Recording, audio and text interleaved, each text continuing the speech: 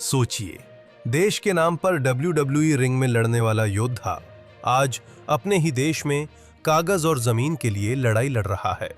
सिरमौर जिले के पांवटा साहिब में विश्व प्रसिद्ध रेसलर द ग्रेट खली ने राजस्व विभाग पर गंभीर सवाल उठाए हैं।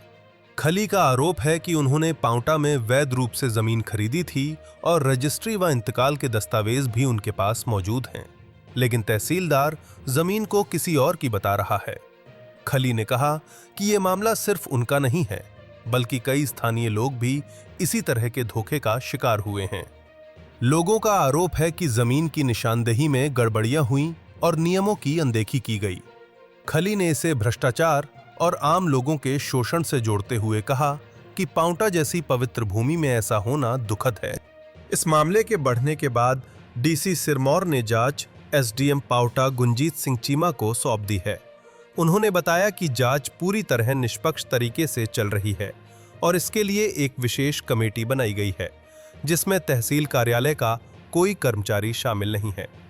खली और अन्य शिकायतकर्ताओं को अपना पक्ष रखने का पूरा अवसर दिया जा रहा है। अब सवाल ये है कि जांच में क्या निकलकर सामने आता है। क्या खली और अन्य पीड़ितों को न्याय मिलेगा या मामला फाइलों में दब कर रह जाएगा? कि भी बहुत लोगों के साथ धोखा हुआ है। जब ये मुहिम चली थी उस टाइम तो इसका ये था कि भी मैं ही मतलब ठगा गया है कि मेरे को उनने एक मेरे साथ धोखा किया है। लेकिन ये बाद में पता लगा कि भी ये तो यहाँ तो मतलब पूरा पावटा ठगा हुआ है, ये तो पूरा मतलब पावटा को बेचने चला हुआ है। सो बड़ा दुख होता है।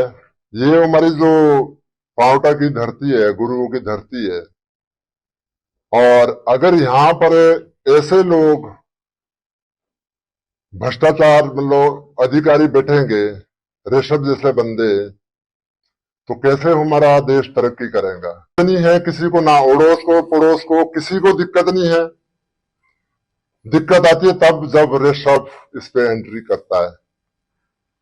सो मेरी तो बस हाथ जोड़ के एक ही रिक्वेस्ट है कि ऋषभ जी ऐसा काम नहीं करना चाहिए। आप गुरुओं की धरती बदनाम कर रहे, देवभूमि को बदनाम कर रहे हैं। इधर की प्रॉपर्टी इधर डाल दी, इधर की प्रॉपर्टी इधर डाल दी, इधर के तथ्य में इधर काट दी, इधर के तथ्य में इधर काट दिए कि भी मेरे साथ बड़ा एक निजायज करना चाह रहा है और जो मैं होने नहीं दूंगा, जिसका मकसद है ना, और कभी नहीं उस पर मतलब वो सक्सेस होएगा। ये हमारे को बुलाता ही नहीं। अगर कोई खेतों में जाता है कभी तो बोलता ही नहीं, हम तो दूसरे का नाप रहे थे, हम तो ऐसे ही बस देख रहे भी कहां से कितना पूरा होना है। पूरा ड्रामेबाज धोखाधड़ी करता है लोगों के साथ, वो बिल्कुल नहीं होनी चाहिए। दुख भी हो रहा है भाई मेरा को, क्योंकि मेरी खून की कमाई हुई है। बहुत मेरा पैर हाथ सिर सब कुछ तोड़ाया मैंने। आज मेरे जमीन पे बैठ जाएगा बोले यार। अभी हम आपको क्या बताए कि भाई ये सारे के साथ धक्का हुआ है। धक्का समझता है, जोर जोर जबरदस्ती, ठीक है। ये बैठे, ये बहन जी बैठी है, इनके साथ धक्का हुआ है। तो यार भाई कौन सा ऐसा उसके पास ये मतलब जो सारे उसके विरोध है। अगली प्रेस कॉन्फ्रेंस करूंगा ना, तो इससे भी लोग ज्यादा आएंगे। अब ये देख, मैंने 5वें महीने में कोर्ट ने मेरे को ऑर्डर दिए थे कि मैं तहसीलदार को रेशम को ऑर्डर करें कि आप इनकी जमीन 5 हिस्से की रजिस्ट्री है, निशान इनको दिलवाओ, इनका कब्जा दिलवाओ, ठीक है। तो रेशम शर्मा वहां मौके पे आए, इन्होंने मेरे से बोला कि भाई 50,000 रुपया लगेगा इसका। तो मैंने उनको 50,000 रुपया दे दिया। 50,000 रुपया देने के बाद भी इन्होंने मेरे को जो है उसकी निशानदेही नहीं दी। फिर मैंने इनको बोला कि भाई मेरे 50,000 तो वापस कर दो, जमीन तो आपने निशानदेही तो करी नहीं।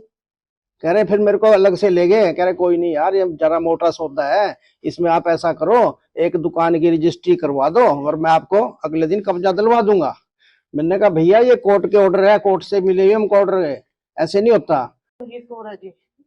मैं 90 साल से मैं वहां पे कब्जे में बैठी हूँ। अब मेरे को भूमिहीन कर दिया उन्होंने।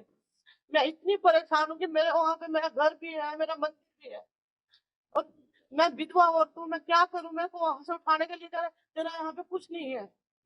अब आप बताओ कि मैं कहाँ जाऊँ? खली जी की जान जो है वो हमें 6 तारीख को मिली थी और 8 को हमने उसके नोटिस काट दिए थे। प्रेजेंट सिचुएशन में जो रिकॉर्ड्स हमने मांगे थे, हमने तहसील से हमें रिकॉर्ड्स आ गए हैं। जबकि खली जी के जो ब्रदर हैं वो यशपाल जी, उनके हम रेगुलर टच में हैं। उन्होंने हमसे 15 दिन का समय मांगा था, जिसकी म्याद 30, पहले हमने 3 दिन का टाइम दिया था जो जनरल नोटिस का टाइम होता है। फिर वह आए थे, उनके साथ वो लेडीज़ भी आई थी कुछ जो इसमें पीड़ित पार्टी हैं, और हमने उनको आश्वासन दिया था कि आप हमें जांच में जैसे जैसे जांच बढ़ेगी आप ट्रांसपेरेंटली जांच को पूरा देख सकते हैं। इसी के लिए हमने 8 तारीख को टीम भी बना दी थी, जिसमें कि रिटायर्ड राजस्व अधिकारी भी हमने लिए हैं, और कोई भी ऐसा व्यक्ति जो तहसील पौंटा से जुड़ा वो हमने उस इंक्वायरी में नहीं लिया है। वो टीम बनाना हमारी इंक्वायरी के लिए ज़रूरी था, निष्पक्षता के लिए। तो अगर उनको कोई कागज इकट्ठे करने में प्रॉब्लम आ रही है, अगर कोई भी कर्मचारी उनका सहयोग नहीं कर रहा, वो कृपया करके मुझे इसके लिए अवगत कराए कि कोई लेवल पे उनको सहयोग नहीं मिल रहा है, तो हमें बताएं। वो जो भी कागज उनको अपने पक्ष रखने के लिए चाहिए होंगे वो हम उनको जरूर प्रोवाइड करवा दें। कंप्लेंट आती है, अगर वो जो वहाँ पे लोग बैठे हैं, अगर उनको लगता है कि उनके साथ कुछ ऐसा गलत हुआ है कि कागजों में, वो मुझे बताएं ज़रूर, और उसके बारे में ज़रूर मैं उच्च अधिकारियों से बात करूंगा, और जो भी जांच होगी उसमें हम जो जांच होगी उसको करेंगे। देखिए, उनकी शक्तियां राजस्व विभाग द्वारा ली गई हैं। डीसी महोदय ने सिर्फ वो ऑर्डर इम्प्लीमेंट करवाया, क्योंकि तहसीलदार जो है वो एसी फर्स्ट ग्रेड भी होता है, एग्जीक्यूटिव मजिस्ट्रेट भी होता है, और सब रजिस्ट्रार भी होता है।